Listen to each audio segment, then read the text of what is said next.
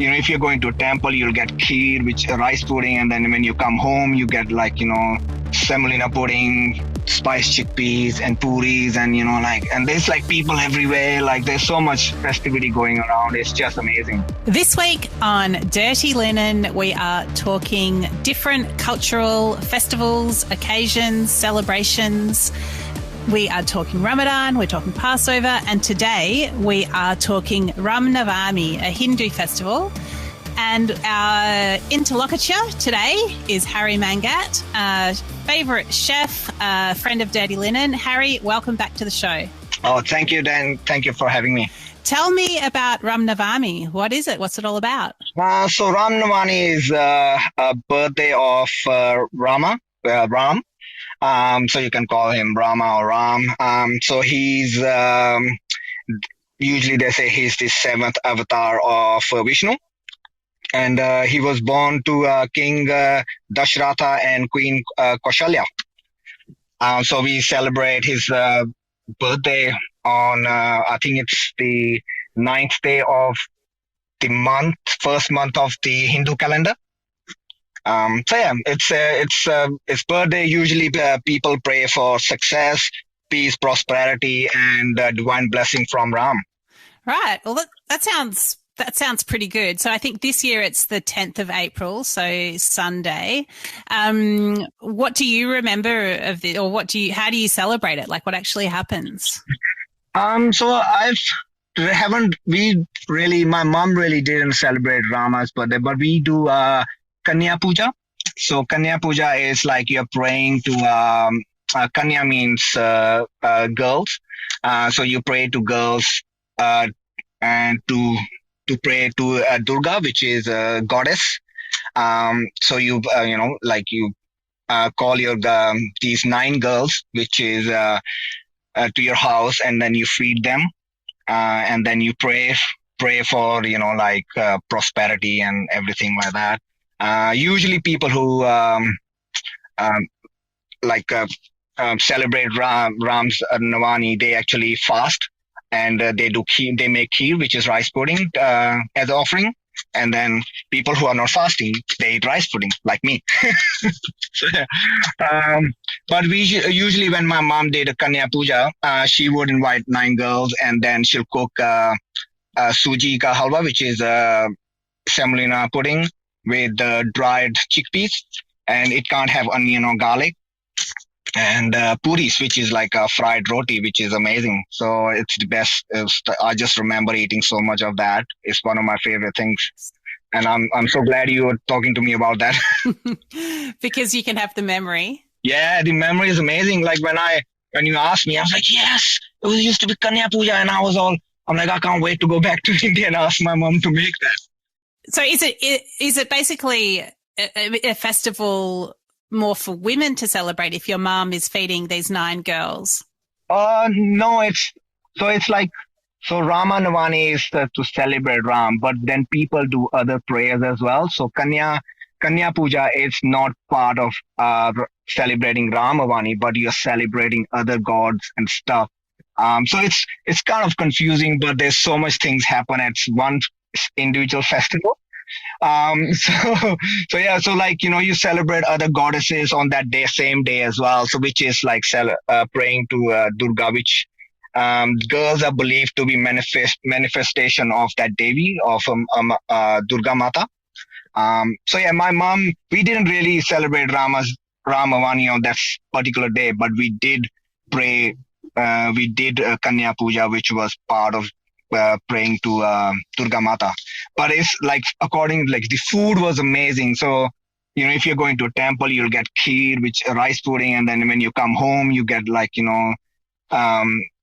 semolina pudding, spiced chickpeas, and puris, and and there's people everywhere. There's so much festivity going around. It's just amazing. It's just And so some people are fasting, some people are not observing the fast, but everybody gets to enjoy the food eventually. Yeah. Yes, they do, because we are not Hindus. So I come from Sikhism family, but we still celebrate a lot of Hindu festivals because we are one country, and we end up we do things together. So yeah, so like my mom, we celebrate Diwali and we celebrate Ram Navami and a few other festivals as well. So yes, everybody gets involved. Wow. And do you find that Hindu people celebrate the Sikh festivals as well? Yeah, they do. Yes, yeah. Like there's public holidays for our festivals as well, like Vaisakhi, and which is a festival of harvest. So usually in January. Yeah. So yeah, like a lot of people like. But the thing is, people do different things in different states. So some people celebrate Ram Navami and some people do it on a different day as well. Like there's kind of like every state has their big festival. So Ram Navami is usually Punjab, Haryana, where I come from, New Delhi, Uttar Pradesh, and things like. So people really celebrate Ram Navami on the this day. Yeah, but I think I just love the food at the end. If I wanted to make kheer, like what are the things I need to know? So my mom is like, so she boils the milk and then she puts the so it's like I think 1 cup of rice to like 1.5 liter of milk. Yeah, like, so it's just like a lot of almonds, a lot of raisins, and it has to be like, usually you eat it hot on the day you make it, and the next day you have it like really chilled and cold. So yeah, it's amazing. You get like, different flavors and different temperatures. It's amazing. Yeah. Kheer must just mean like a milk pudding, right? Because I've made a carrot and cardamom kheer as well. Yes, you can. Yeah, kheer. We never say kheer. For us is rice pudding. We never say like rice. When I say to anybody, "Oh, can I have kheer?" It's like rice pudding. But there's people might put a different interpretation of it. But for me personally and my family or the people until now, I've never actually heard there's another kheer. So it might be a different interpretation of kheer. But like when you say kheer to somebody in India, it'll mean rice pudding.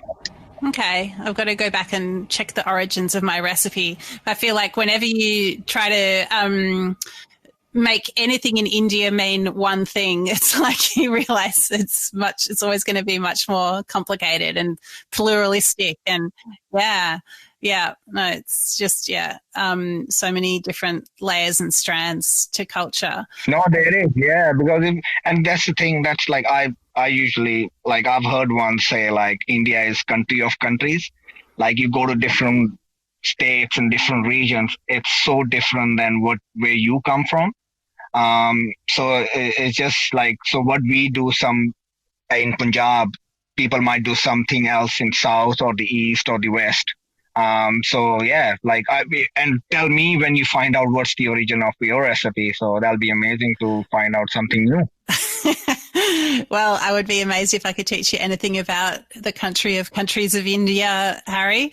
But I always learn when I speak to you. Thank you so much for chatting to us today about Ram Navami. I'm going to make kheer of some sort to celebrate it.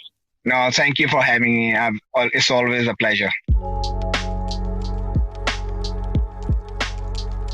This is Dirty Linen, and I'm Dani Valent. We air the issues that the hospitality industry finds hard to talk about, hearing from different people with unique perspectives. We want to hear from you as well. If you have something that needs to be said about a topic, get in touch so we can include your perspective. Contact us at dirtylinen@deepintheweeds.com.au or hit us up on Insta @Dirty Linen Podcast. We can't wait to hear from you.